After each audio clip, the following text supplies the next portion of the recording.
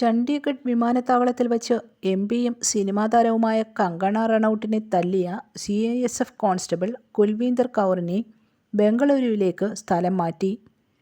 ബംഗളൂരുവിലെ CISF reserve ബറ്റാലിയനിലേക്ക് transfer ചെയ്തെങ്കിലും കുൽവീന്ദർ സസ്പെൻഷനിൽ തുടരുമെന്നും ദേശീയ മാധ്യമങ്ങൾ റിപ്പോർട്ട് ചെയ്യുന്നു.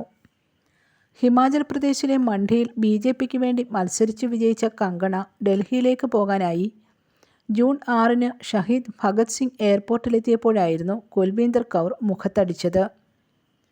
എന്നാൽ വാർത്തകൾക്ക് തൊട്ടുപിന്നാലെ കുൽവീന്ദർ ഇപ്പോഴും സസ്പെൻഷനിലാണെന്നും അവർക്കെതിരെ വകുപ്പുതല അന്വേഷണം നടക്കുകയാണെന്നും CISFനെ ഉദ്ധരിച്ച് വാർത്താ ഏജൻസിയായ ANI റിപ്പോർട്ട് ചെയ്തു. കർഷകരോട് അനാദരവ് കാണിച്ചെന്നും തൻ്റെ അമ്മയടക്കം പങ്കെടുത്ത സമരത്തെ അപമാനിച്ചെന്നും ഇതിനാലാണ് കങ്കണയെ മർദ്ദിച്ചതെന്നും പിന്നീട് കുൽവീന്ദർ കൗർ വ്യക്തമാക്കിയിരുന്നു.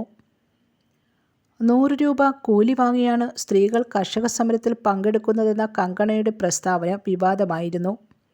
ഇതിനോടുള്ള പ്രതിഷേധമാണ് പ്രകടിപ്പിച്ചതെന്നായിരുന്നു കുൽവീന്ദറിൻ്റെ വാദം.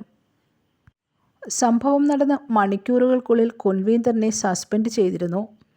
IPC 323, 341 വകുപ്പുകൾ ചുമത്തി FIR രജിസ്റ്റർ ചെയ്ത് അറസ്റ്റ് ചെയ്തു.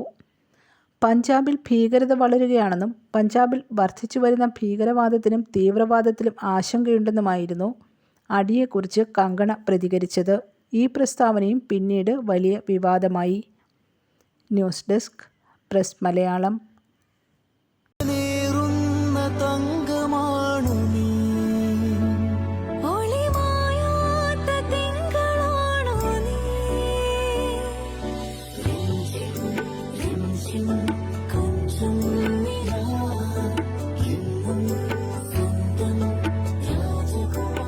Be a Rajakumari. Rajakumari Gold and Diamonds. The trust of Travancore. Rajakumari.